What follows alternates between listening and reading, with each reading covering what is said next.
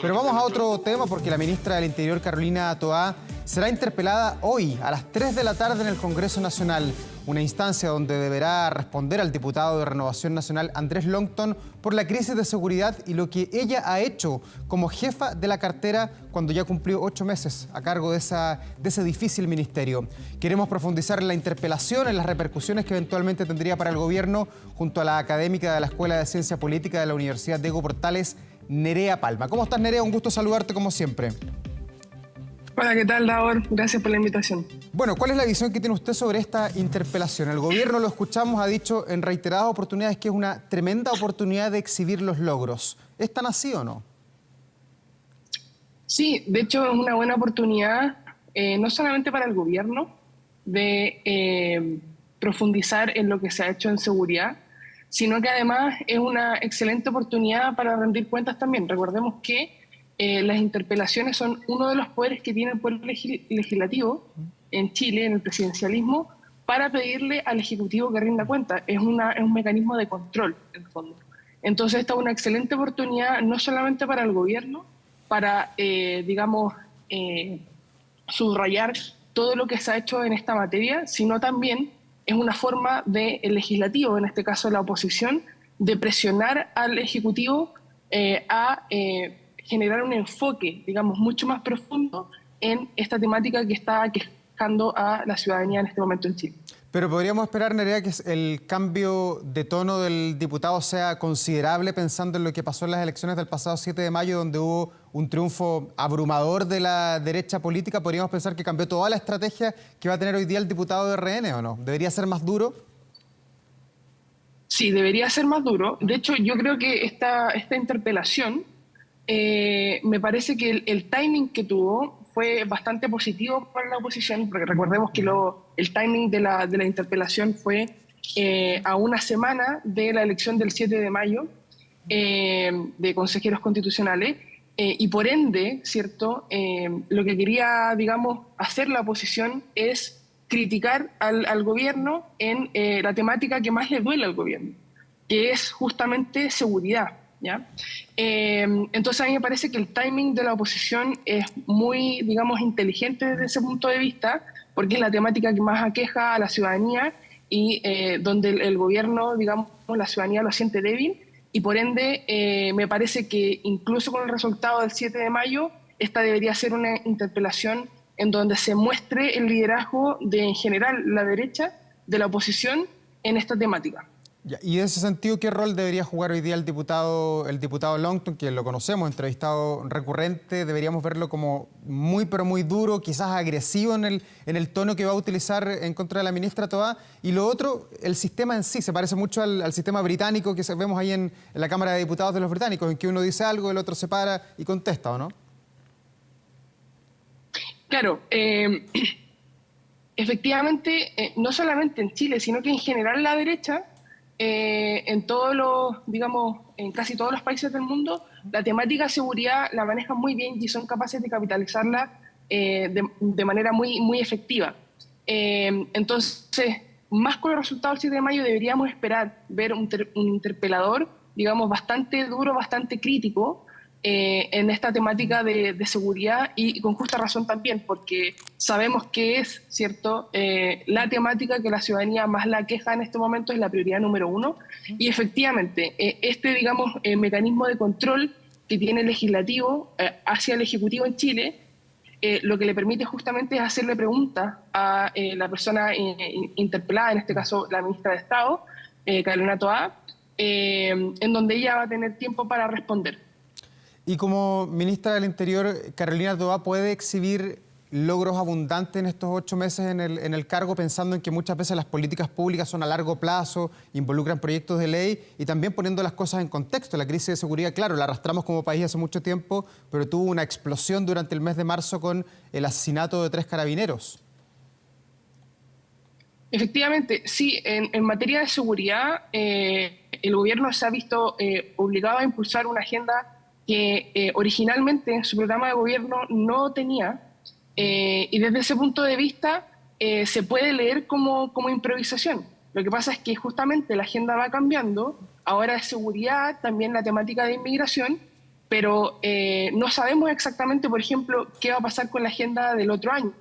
Entonces el gobierno ha sabido, digamos, se ha tenido, digamos, que hacer dueño de esta agenda de seguridad. El problema es que no ha podido, digamos, adueñarse de esta temática de manera completa, debido a que justamente no estaban sus planes originales. Ha tenido, digamos, que generar leyes y generar políticas que muchas veces no les generan comodidad y que, por supuesto, la oposición, como buena oposición, ha sabido capitalizar.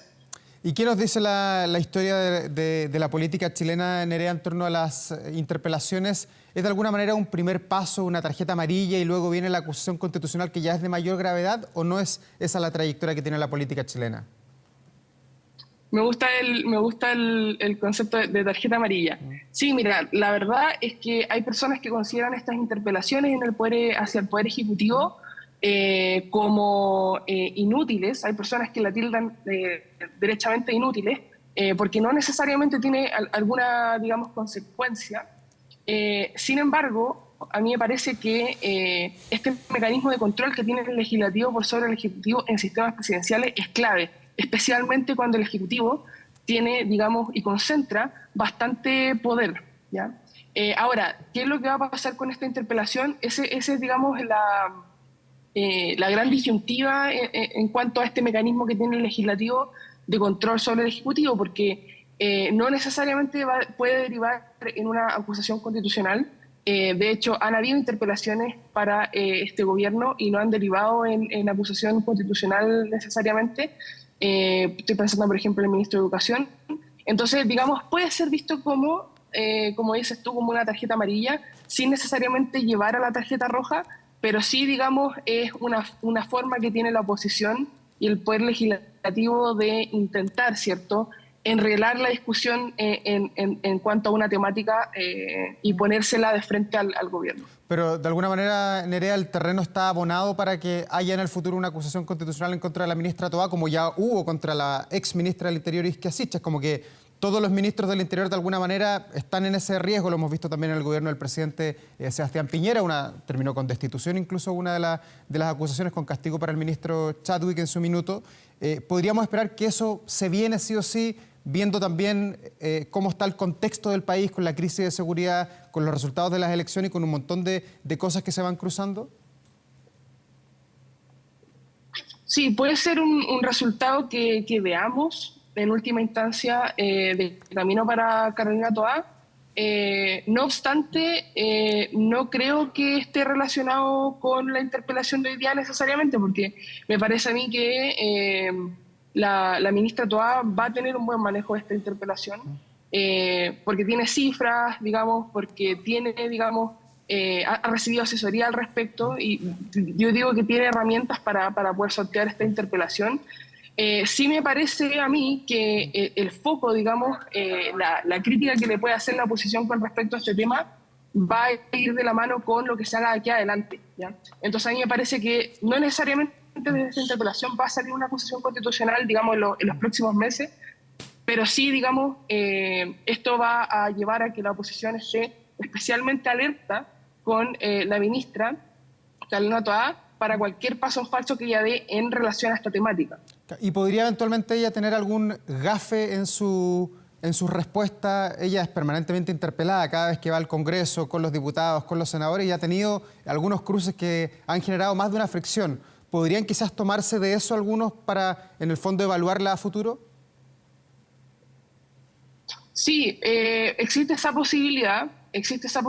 Ahora, yo lo veo poco probable. Evidentemente no sé qué va a pasar, digamos, en las próximas horas, pero yo diría que es poco probable que Carolina Toá pise el palito con respecto a alguna, digamos, pregunta bastante crítica que le va a hacer la persona que la va a interpelar, Longton.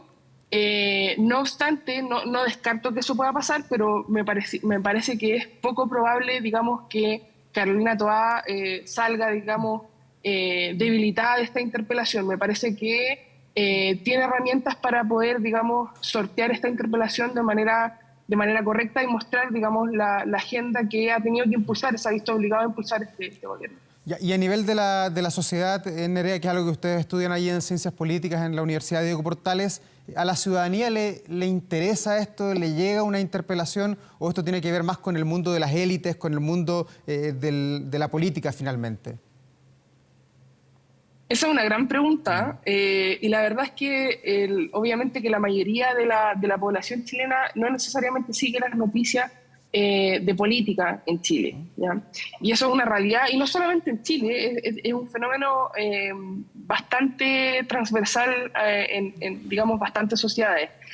Ahora, ¿qué es lo que pasa? Lo que pasa es que la oposición lo que debería hacer, digamos, es a través de sus redes sociales, que puede alcanzar un público, digamos, mucho más masivo, incluso que medios de comunicación tradicionales, poner extractos, por ejemplo, de algunas preguntas que haga Longton con respecto a, obviamente, de temáticas de seguridad. De eso se trata en el fondo la interpelación, que a la ciudadanía puede conectar, porque nuevamente, o sea, seguridad, delincuencia es la temática que la ciudadanía permanentemente ha dicho el último tiempo que la queja, y por ende, ¿cierto?